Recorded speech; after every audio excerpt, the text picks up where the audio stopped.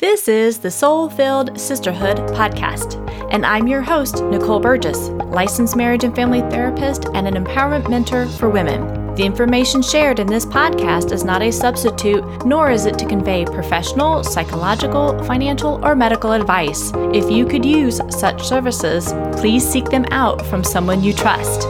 Now here is today's episode. Episode 29. Today's episode is sponsored by Nicole Burgess, Empowerment Mentor. She helps the high-achieving, introverted, and sensitive female entrepreneur end the overwhelm and stressed-out cycle and create more harmony between work and her personal life so that she can have deeper connections with her partner, her children, and herself. Schedule your breakthrough call today. Go to NicoleBurgessCoaching.com/apply. Now here is today's episode. Well, welcome, sisters. I am so excited because my guest today is a returning guest. I have Julie Bjelland back today, and I spoke with her back on episode 10 where we discussed about being a highly sensitive parent and then parenting a highly sensitive child or children. And if you haven't listened to that episode yet, let me give you a little bit of a background about Julie. She is a licensed marriage and family therapist, an HSP psychotherapist, and the author of Brain Training for the Highly Sensitive Person, Techniques to Reduce Anxiety and Overwhelming Emotions. And we're going to talk a little bit more about some of this brain training today in today's episode. Julie's mission is to help sensitive people reduce the challenges and increase the positives. Through her website, specializing in highly sensitive people, or the HSPs, which is also known as the Sensory Processing Sensitivity, or SPS, she offers many valuable resources for both HSPs and parents of sensitive children. Julie has a mission to spread awareness and education about the trait of high sensitivity and believes the world needs the gifts of sensitive people. And Julie, I so agree with you on this. I am very excited about our conversation today, and thank you so much for returning to the show. Hi, Nicole. Thanks for having me back. I really enjoyed talking with you. And of course, as you know, this is my favorite subject. It is, and I don't think we can really talk about it enough. I know you've been on many podcasts, many shows, and I am still finding, again, I'm more new to this realm. I've just really kind of discovered HSPs a few years ago. And it's funny, the more that I'm educating folks that I work with or women that I work with, how this whole sensitivity piece is kind of pushed aside or thought of as a negative trait. And I love how you're really trying to help other people go, it's a positive thing, and really kind of raise that awareness throughout the world. Yeah, I think that's so important. And I think that as sensitive people, we have so many wonderful things to offer the world. And, sometimes, most of the time we're kind of living in places that are so busy, so active, that we're sort of buried under overwhelm. And I think a lot of times those gifts don't get to emerge because of that. And I just want people to understand that there are so many gifts with this. And that's kind of my mission, is to help people have those gifts emerge, because honestly, I want more HSPs thriving in the world. I think it would be a better place if we could make that happen. Yes, I totally agree with you on that. And I love that, because I think having, for HSPs and the sensitivity that we do have, there is such a need in our world for those gifts to be shown and used and be brought out into the world versus hiding them. Yes, absolutely. I mean, just the empathy, the compassion, how hard we try to help others, things like that. It's just a beautiful quality to have. Yes. So what I'd like for us to kind of dive into then, as I said, is you talk about in your book, but also in your online course, about brain training for the highly sensitive person and ways for the HSPs or SPSs to be able to manage that overwhelm and gain really a better understanding of kind of like how they work, what goes on in their systems. So I would love if we can talk more about that today. Yeah, that would be great. Would love to. So I know one thing that you really talk about within your course is you talk about the limbic system and how, again, for the DOES acronym that we talk about regarding HSPs, which is the depth of processing, and then the overstimulated. The E is for the emotional arousal, and then S is for the sensitivity. What is that trait? Yeah, sensitivity to subtle stimuli. Yeah. Yes, thank you. Mm-hmm. And I think really kind of where I want to focus is on the D and the S today. So regarding that depth of processing, I know we can get really flooded fairly quickly with stimulation, things that are coming in, but also with our own emotional stuff that is going on. So what are some of first let's explain, I guess, kind of like how does that work within the brain? Regarding when you get like too much stuff going on, what impacts that limbic system? Yeah, I kind of consider our brains to be like supercomputers. And if you think about a supercomputer, how much is being downloaded and processed? It's an enormous amount. And I've tried to give sort of visuals of like, say a non-HSP, a non-sensitive person who doesn't have this trait, might have just a few tubes coming into the brain of information. And an HSP is going to have, 50 to hundreds of information. So that depth of processing is really powerful. It creates we said we have stronger activation in brain regions that are involved in perception, awareness, attention, empathy, even higher order cognitive processing, for example. And we have more activation in the insula part of the brain that is like the seat of awareness and consciousness. So HSPs tend to be incredibly aware and incredibly conscious. And if you can use those, what I like to do in the brain training process is use the gifts that we have in our brains as HSPs to use those gifts as tools to help reduce the overwhelm, because we're given this a massive amount of input, and also there's the sensory overload too that a lot of people are not aware of, that we can talk a bit about if you want to today. And if you combine all those things, we're either walking out, I call it kind of like the difference between being an untrained HSP versus trained HSP. It's kind of like, okay, now what do we do with that supercomputer brain? How do we manage it, right? Mm-hmm. In our busy, chaotic life, how do we manage that and still live well? And it's just amazing. I certainly was somebody that before I learned about this trait, I was not managing it well and had lots of anxiety and lots of high stress, and life was really hard. And that was part of my reason for getting so passionate about teaching, is that it can get so much better if we understand the trait, understand our brain and what we're experiencing, and learn those specific tools. Yes, and I love that. And I nod my head often on my podcast episodes where there's no video, so the guests can't see and the audience can't see. And I so agree with that. I think when we don't know something, right, we can't really do anything different. That's what we're talking about today, is really raising that awareness, one, about the trait itself, and two, about how to manage some of this overwhelm and the stress levels. Because I agree, I used to really overschedule myself, and this week is not a prime example of it because I did overschedule myself, but I'm more aware of that. And so I know it's like, okay, I've got to do X, Y, and Z to help me manage that overwhelm. And knowing that, okay, next time I need to put in these different kind of parameters or boundaries so that it keeps it at a much more manageable level. And when we don't know that, it's like we kind of keep plowing along, and that's where that burnout happens, or the frustration and anger starts to go up, like with parents who are overwhelmed and stressed out, or kids who have meltdowns, right?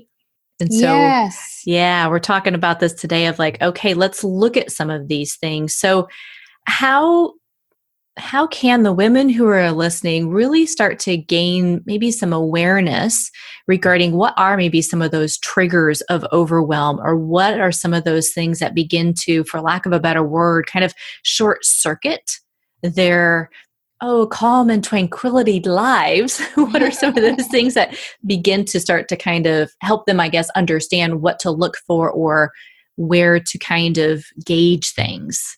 Yeah, I like to kind of explain it in a way that it's almost like if you think of the brain as having these two parts, the emotional part and the cognitive part. Mm-hmm. And for HSPs, that emotional activation is so high for us that what happens when the emotional brain sort of gets too activated, then the cognitive brain, it's kind of like it goes to sleep. And that's the part that has the facts and the memory and the rational thought and knows what to do. It's like, okay, I'm feeling this way and this is what I need to do. And if that's going to sleep, we're in trouble. That's how we get into those meltdown, overwhelm. And like you were saying, it shows up in different ways. So if you're feeling really irritable, really angry, overwhelm can show up like that. And sometimes we don't even know it. Like if you know, like you were saying in your example, you knew you were overbooked and that you were feeling overstimulated and you knew what to do with that. So there was a part of you still accessing that cognitive brain. And I think that's where the awareness and education of the trait come in, because it helps us to go, oh, that's why I'm feeling that way. Little things like I can remember before I understood the trait, going to a busy, hectic restaurant that was really loud, sitting in the middle with a bunch of friends. And by the time I got home, I was so exhausted, so irritable. I just felt like my nervous system was frayed. And now I can understand that has to do with sensory input, for example. And I know what to do to prevent it, and I know what to do to care for myself. And that is an incredible difference.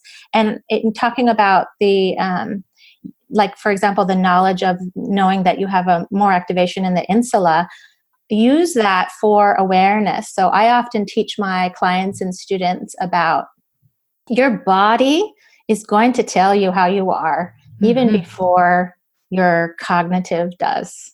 So if you get that feeling inside, start to pay attention to that. So I often tell people, if you've had a meltdown of some sort and you use that as an opportunity to learn. So after you've kind of calmed down, I talk about rewind the tape and think about what happened to you prior to that meltdown. What could you learn about yourself? What did you feel in your body? What did you notice that you did or didn't do that could support you next time? So always use those as, times to really learn about yourself. And our sensitivity and emotionality is directly correlated with our level of how centered we are. So if we're feeling quite centered, we've done a lot of good self-care, we actually feel less impacted by the sensitivities and emotional, activations. Whereas if we're feeling off balance, off center, we're going to be more sensitive, more emotional. That makes total sense as well. And I know for many of my episodes, there's usually some sort of piece of self-care, regarding women, because so often I hear that lack of self-care, right? That self-nourishment. And what you're saying is, when we truly are more centered, we come from a calm place. So I call it, I have a gauge where I use my hand saying your tolerance level is really, really high for all that stimulation, right? And then I gauge down, or I lower my hand down, and I'm like, now if we were to imagine there's kind of a ground floor, and now you're only about an inch above that ground floor, your tolerance level is really low. Oh, right? that sounds really similar to, I like that. It sounds similar to what I talk about in my book and course about the kind of the scaling system from 1 to 10. Yes. And same thing. So if you think about stress levels and you're walking around with, most people who I poll about this are at least a 6 or 7 or higher on a daily basis out of 10. And I believe the limbic system gets activated anything above 7, 8. So if we're walking around at a 6 or 7, we're already dangling off the edge. So that's a strong image. Yeah, exactly. If something happens to us, which it's going to, that's stressful, somebody cuts us off in traffic or some other stressor comes into our lap somehow or in our family, we're now activating the limbic system, and it's like that point of no return. And now you have to deal with the whole thing about trying to figure out how to get that cognitive brain back online. So I always say, we need to get our stress numbers lower, because if we can get our stress numbers down to a 2 or 3 on a daily basis, and lots of people think that's not possible, but it actually is. It takes work, but it is. And then you get a stressor, you maybe jump up to a 4 or 5 on that scale, but at a 4 or 5, you're not activating that limbic system. Yeah. And what I talk about with my clients, and I know, again, you talk about this in your online course as well, but the amygdala, right? And so I can't remember if it's Dan Siegel that kind of does the hand gesture or whether it's Rick Hansen that does that. But, you basically, if you tuck your thumb in and then wrap your other 4 fingers around that front part of the brain, and we're talking about where that cognitive piece is, right? That's where your rational skills are, the fact finding is, where you're able to use those coping skills. But when the amygdala gets triggered and we kind of go back towards the back part of our brain and the brainstem there, which goes down towards your wrist, if you're making that hand symbol, then you get so activated that you don't have access to all of those tools. So like what you're saying, if you use that scale, is like, yeah, if you can, I like to tell my clients, try and keep it a 5 and below so you can stay in that front part of your brain versus coming from that reactive place versus a responsive place. So yes, you've hit it, that when we have the awareness of what is triggering me, where do I get overstimulated? What are some things that I can add into my life and take away other things? Then I'm more capable of staying more in that cognitive place. And then my reactivity levels go down because I've created more of a stress-free life. Yeah, absolutely. And when that amygdala is activated, it's like the fight, flight, freeze, and Yes. the adrenaline gets released and stress hormones gets released. And, that's a very difficult process physically and emotionally. Mm-hmm. And if we can, a lot of HSPs who took my course, they would talk about how one of the things that they learned was that they were doing the self-care after the meltdowns. Mm-hmm. And the concept of like, wait a minute, if we do the self-care before the meltdowns, yes, we can prevent the meltdowns. And I talk about, if we've had a meltdown, we're usually going into a cycle of shame because we feel so bad about it. If that meant we snapped at our kids or our partner, or something went wrong at work or in the family or something with friends, we feel terrible afterwards. And it's this entire cleanup process that we have to do. And that is a hit on our self-esteem and our self-worth, how we feel about ourselves, and the trust that we have in ourselves, all of that. And I think it comes down to what I see a lot in the HSPs I work with is this: we seem to be such caretakers of other people. Yes. And we're skipping our own caretaking. Mm-hmm. And that seems to be the default. And it's a beautiful thing to be caring for others so much. It's just that we have to remember to also include ourselves in that. Mm-hmm. Yeah. And it does not, I'm going to repeat that. It does not take away you loving somebody and caring for somebody when you first put that self-care for you as primary. Absolutely. I mean, our example that we give over and over, many as therapists and the airline folks, they say it all the time, right? You've got to put that oxygen mask on first before you serve anybody else, because you do need to have the energy and the capacity first within yourself before you really can serve other people. Absolutely. Yeah. That's so important. Yeah. And being able to do that. And a lot of people will say like, oh, that's, I don't have time for it, or that's selfish to do that. I should be doing that. I hear a lot of shoulds. A lot of shoulds. And I always say, when you hear the word should or shouldn't in your head, take a pause and look at that, because that usually means you're not aligning with what's really important to you. And absolutely, if you're your strongest self, through your own self-care and boundary work and all of that, that you're going to be able to present that person to your partner, your family, your friends, your work, everything. So I often challenge people. I'm like, what if we try it for a week or two? Let's just try it and see what it feels like. And everybody always comes back. Honestly, every single person who's done that has come back and said, wow, I actually had more energy, more focus. And we actually have research that backs that up, that we're more focused when we take breaks, for example. And some of the most productive people are taking 15-minute breaks every hour. Yeah.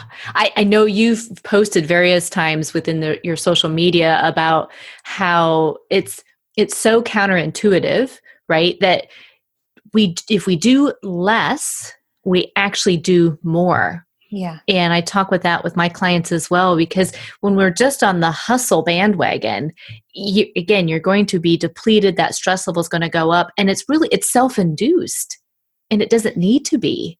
And part of it is our sort of addiction to our devices, which I think all of us have experienced. And it's interesting in the brain science, if you look at like multitasking, for example, the concept of what the brain has to go through for a transition, like say you're doing some work and you're having this flow, and then you get an email.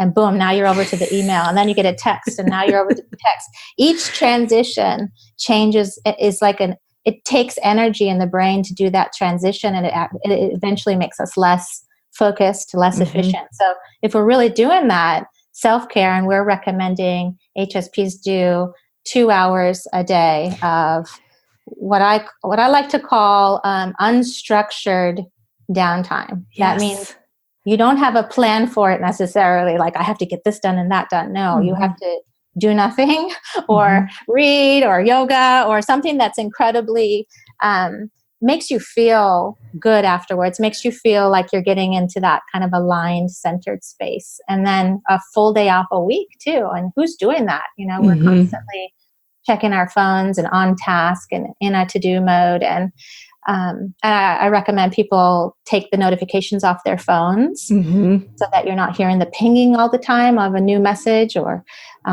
because that's actually helpful for the brain. So instead, just check it throughout the day, a few times throughout the day, but not have that constant pinging going off.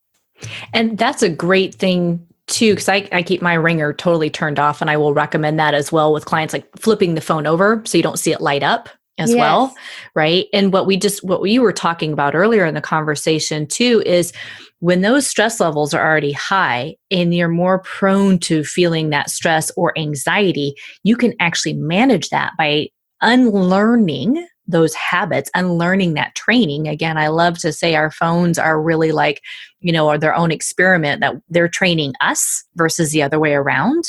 And you begin to have that sense of control back in your life, because you're very conscious of what you're choosing to tune into and what you're choosing not to tune into, which helps take all that stress level down, which helps keep your brain in a much calmer space.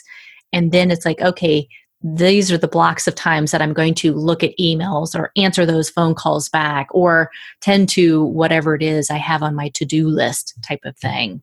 Yeah. And I'm old enough to remember the times without phones and kind of think about how it used to be, like if we were waiting in line or sitting at a bus stop or just waiting for something, when we didn't have our phones, we actually allowed ourselves to think about things and process and download. And these are things that for the HSP is not a choice. You have to do that.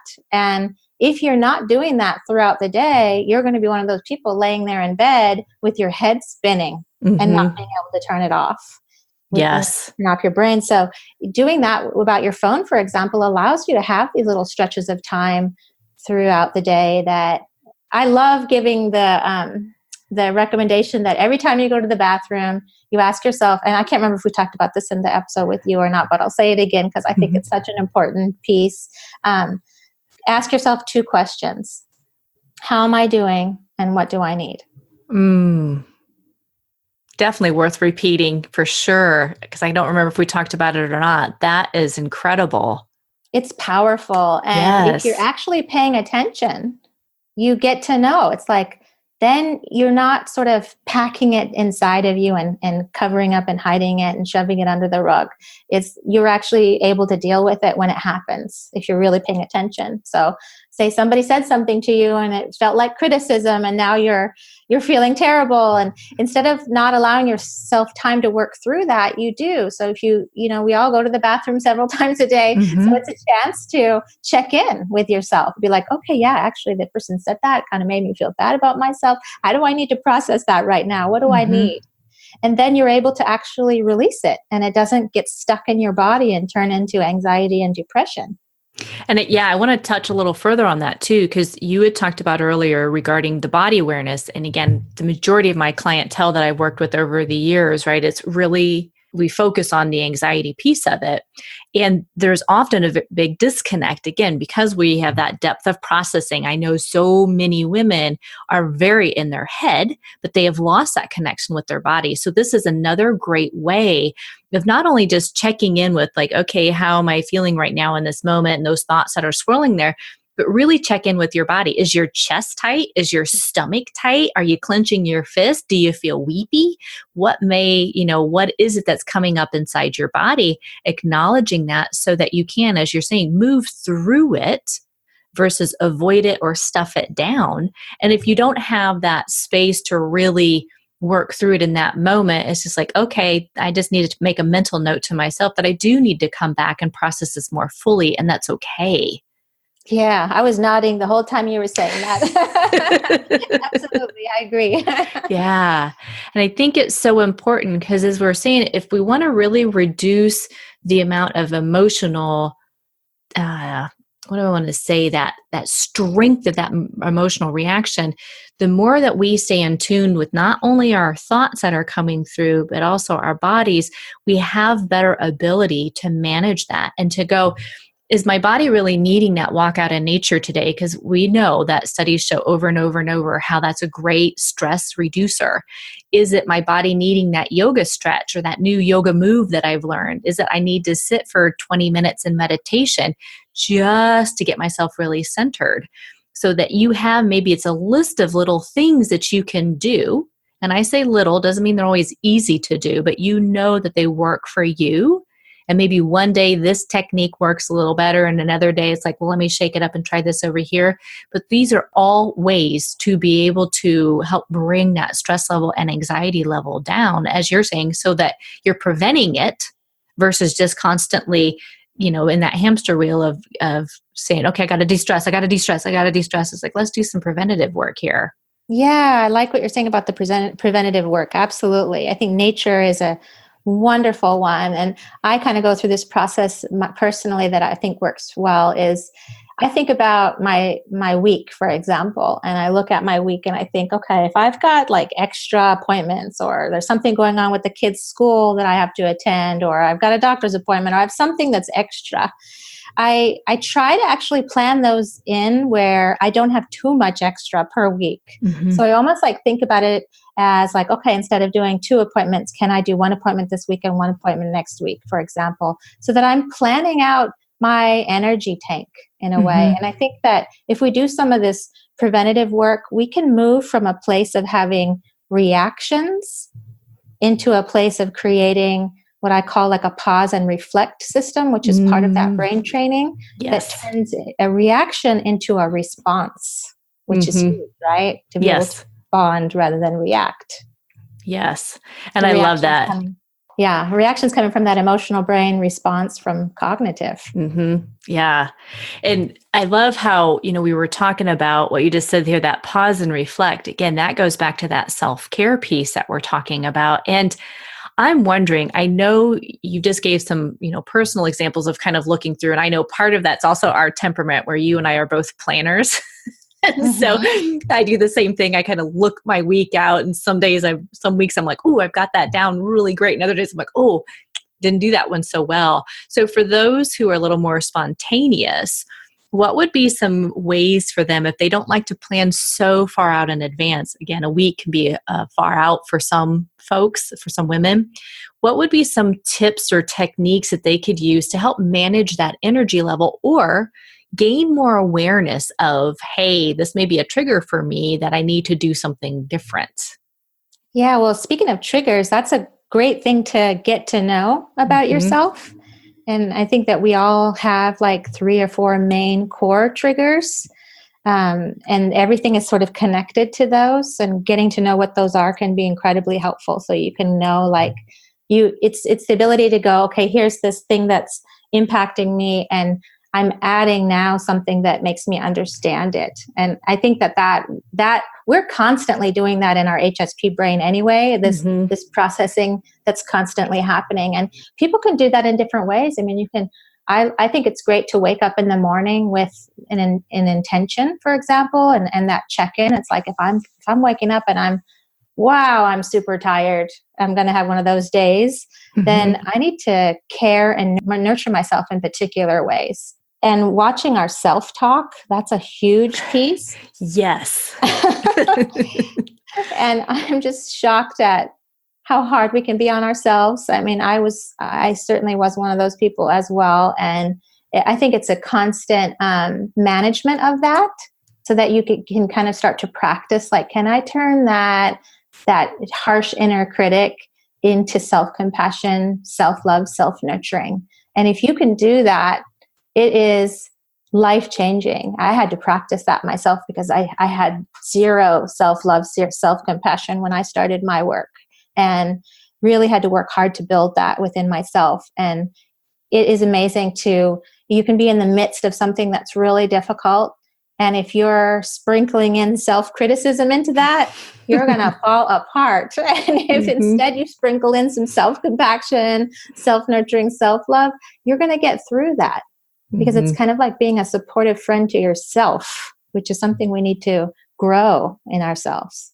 And I think you hit it. I mean, you took the words right out of my mouth when you said it's life-changing, because I was thinking the same thing right before you had said that, because that self-compassion and self-love, it literally is life-changing. And I think for women, we hear so much, there's still such the myth about needing to be all and do all.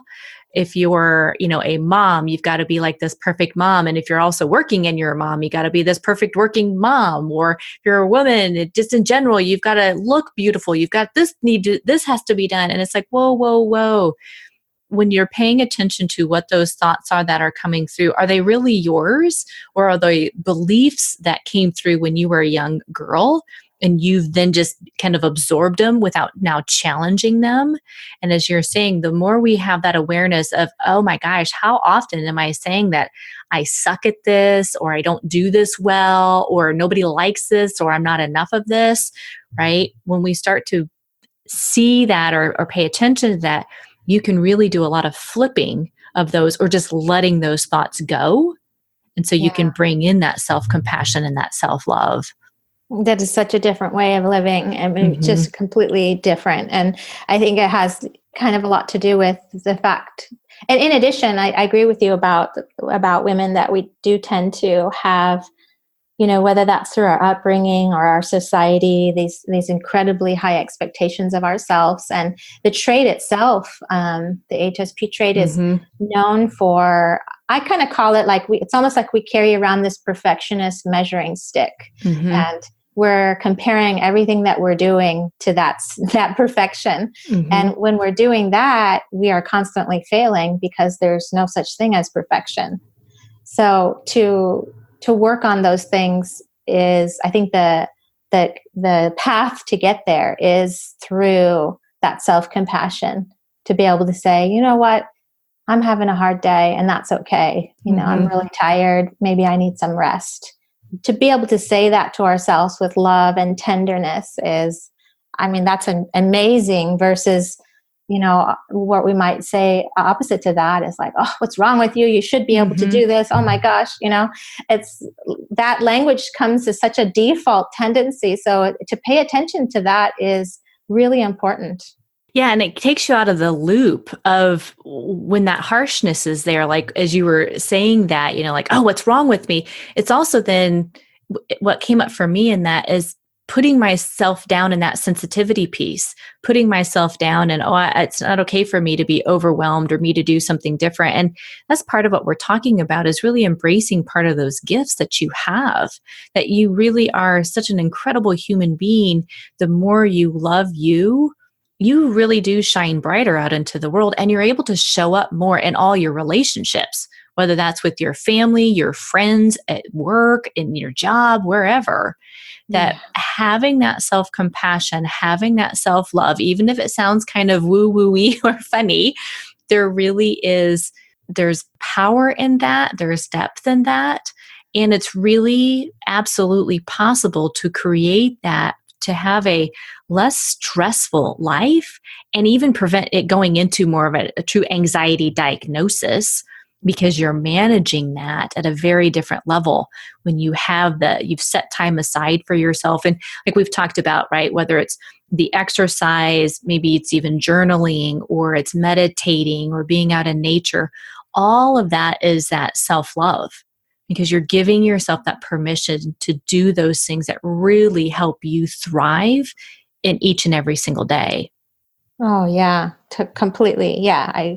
If we can spend time getting to know other HSPs, whether it's in person or online, that acceptance and validation comes in, because it's like, wait a minute, you're like that too, and you have these same experiences. Like, it's so mind-blowing to realize. I mean, I actually think I did a lot of my healing in my research of this trait, because I was able to see that. It's like, and even when I work globally with HSPs, it's even more validating to be like, wow, we have so many of the same thoughts and feelings and experiences. And to go kind of back to what you were saying about this self-love piece, honestly, we can actually only be loved at the level that we love ourselves.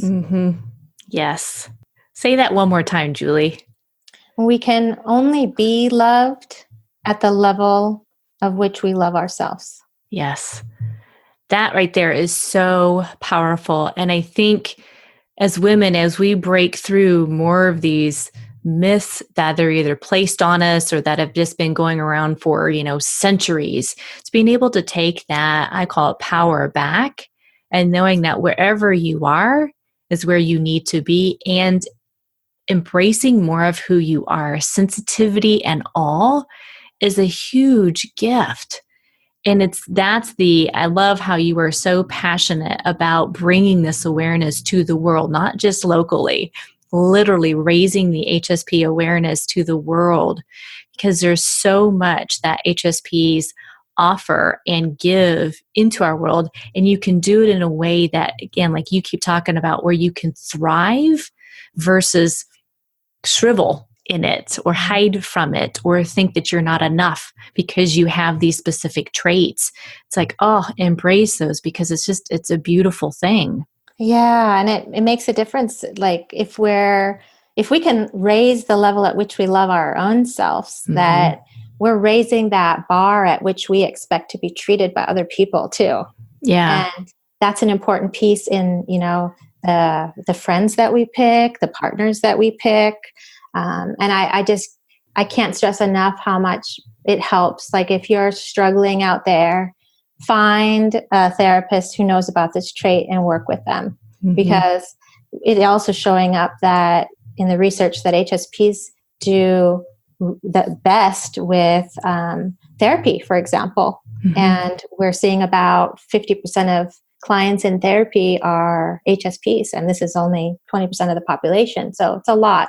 And we tend to work really well with experiences like that. It's part of the depth of processing, and working globally. It's like, I see people out there who I've worked with in different parts of the world, and now they're out there thriving and like helping others. And I just see this like pay it forward thing going on. Exactly. That's what I was going to say. Yes. Yes.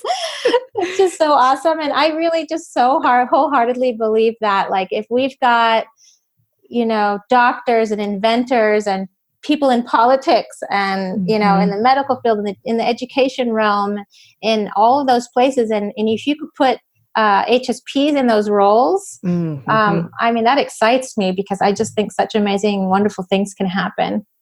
Absolutely. Absolutely. And like what you're saying, it's when we know this about ourselves and connect with other HSPs and really continue to embrace that love for these traits, that you really do see a shift in, again, blowing through some of those old myths. We need to be a certain way versus this is who I am and I am okay with who I am. And to have that self-love and to have that self-compassion, and then to not be in that constant state of overwhelm or depletion, that it's like, that's going to help you. When you embrace that for yourself, you really do give other people in your life permission to really do the same, because you begin to role model that. And that has a true ripple effect within your local area, like start with your family, right? And then that begins to grow within your community and then your city, then your state.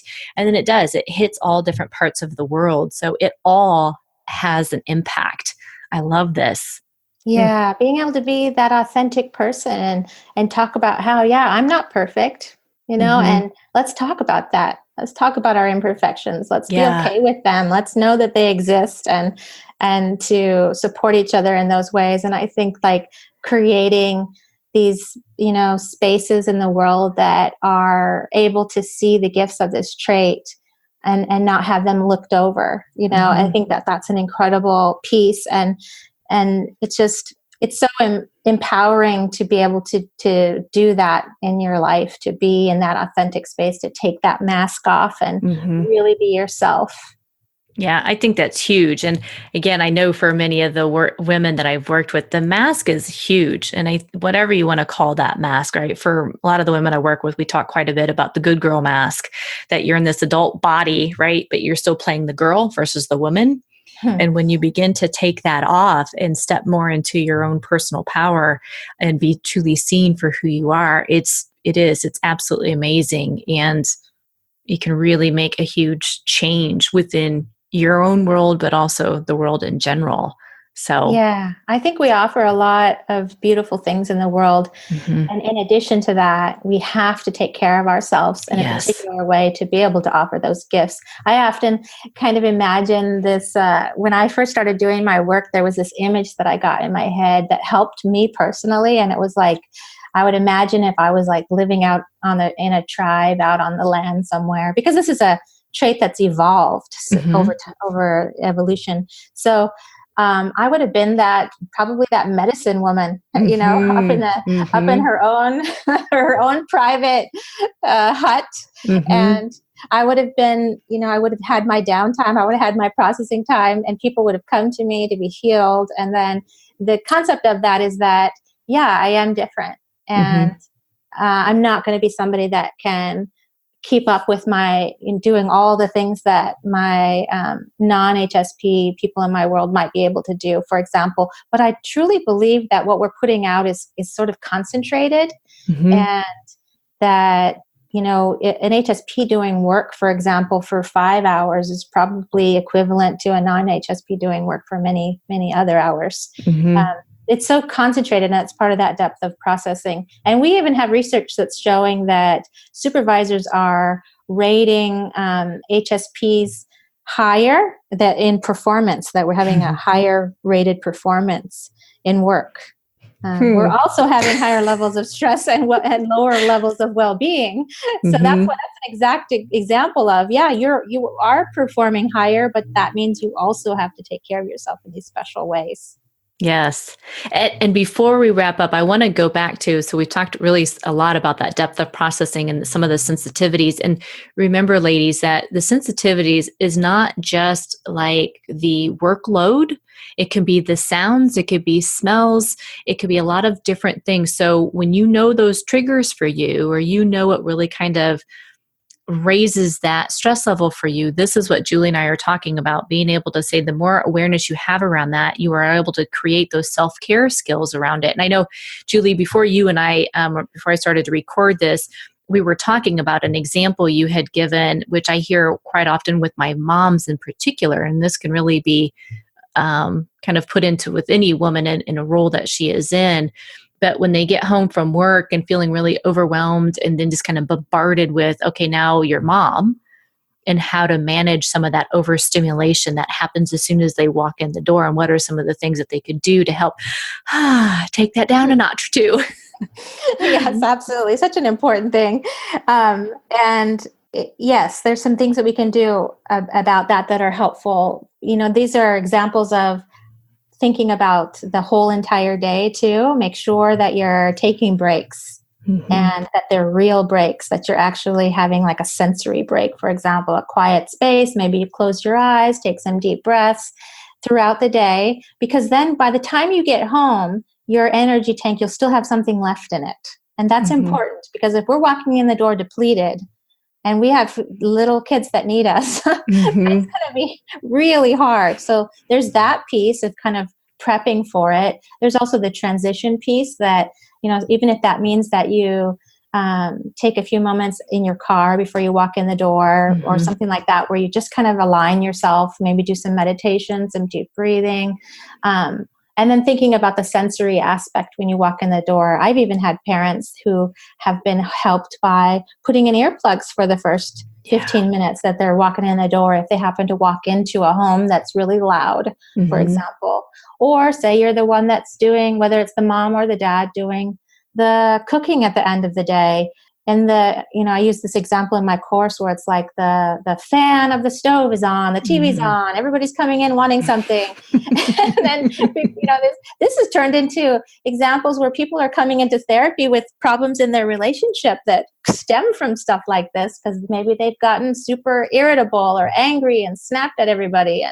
And that's their chaotic experience. But you can change that. You could think about that. You could teach your family what you need, whether that's that you're taking quiet moments, or that you teach your family about, like, if you're the one cooking, that the TV goes off and the noises go off, and you have that time, and then you separate your time. Then after you're done cooking, you then have your time with the kids, for example. So kind of thinking about that, like if everything's happening all at once. And the research is showing that HSP parents are actually more creative, more in tune with their children, more connected to their children, but we're also reporting higher stress levels and higher levels of chaos at home. And I think that there's things we can do about that too that help.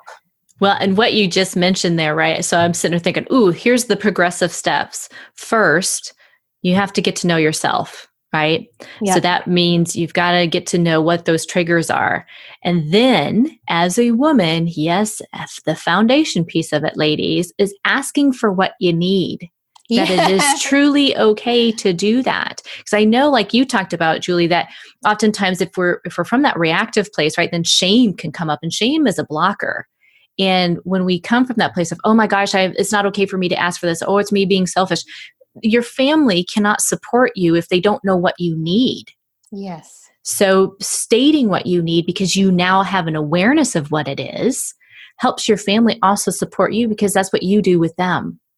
Yes. And I want to say something about that too. That's so important to be able to state your need. And two things about that. First of all, we have to know what our needs are. So that involves our own self-work. And then state your needs as a positive need request. That's what we call it.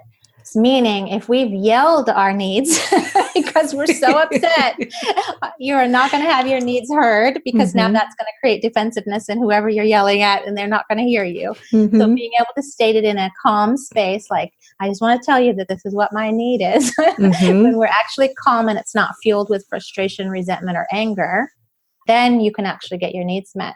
Yes, absolutely. Well, Julie, I'm curious. I know we need to wrap up here. Is there anything that I missed through our conversation? Because I kind of like, I want to go down this path of what we're talking about. Is there anything else that you wanted to add before we end today? And I know I want to say your website as well for people to be able to get your information and look at your book information, also your online course as well. Yes. I'll just say a couple of things quick. I think we did talk about this in the last episode, but I always like to spread this awareness of information that we have research that's showing that children raised in an environment where their sensitivity and needs are supported, they're actually less likely to experience anxiety and depression later in life. And children who's come from unsupported environments or troublesome homes are more likely to have anxiety and depression. So I feel really passionate about kind of spreading a message that learn about this trait. If you have a highly sensitive child, learn about it, and learn about what works and how to support those children, because you're going to prevent a lot of issues. So, and then to wrap it up, kind of just going down a list of things that I think are helpful in general. And I kind of have this on my course too. And it's sort of like the top 10. And it's number 1, take sensory breaks. Yes. Number 2, take breaks throughout the day, whether you're at home or work. Number 3, plan unstructured alone time. Number 4, prioritize where your energy goes. Number 5, prioritize self. Number 6, let go of guilt, shame, and blame. And that's something to work on with somebody like a therapist if you need help with that. Work on resentment, because often HSPs have resentment because we haven't expressed our needs, so we're not getting our needs met. So that's something to pay attention to. Stop doing things because you think you should or shouldn't. Try to align with what's right for you instead. Things like even in groups and gatherings, take breaks, take care of yourself through things like that. And your centeredness is connected to your self-care. So paying attention to your self-care, which really means doing things actively and consciously that bring you to a place of being more centered. Yes, absolutely. Well, Julie, this has just been, again, another wealth of information during our conversation. And I know I could seriously talk to you for another few hours, yet I know there's things on the schedule. So if you would like to find out, again, more about Julie and her books that she's got some journals as well that go along with her online course. You could go out to her website, which is juliebjelland.com, which is JULIE, B as in boy, J as in joy, ELLAND.com. And I will have this again on the show notes as well for you to go out and you can click on the link and it'll take you right to her website as well. So Julie also has a book that is called Brain Training for the Highly Sensitive Person, Techniques to Reduce Anxiety and Overwhelming Emotions. Also, on December 5th, she will launch her new book out. It's regarding empowerment. So stay tuned for that. Or you can go out to her other website, which is empoweredhsp.com. Julie, thank you so much for coming on today and sharing the knowledge that you have and the expertise. And again, your passion about raising more awareness about HSPs, embracing their strength, and that self-care piece that is so, so important to keep that stress level and anxiety level down. Thank you, Nicole. I had so much fun talking to you. I really enjoyed it. And thank you for all the work that you're doing too. Thank you for listening. If you haven't already, I invite you to go out to iTunes and please leave an honest rating and review. In the podcast world, this really helps other women find the podcast and they can see if it resonates with others out there. So I really appreciate all your support and leaving me a rating.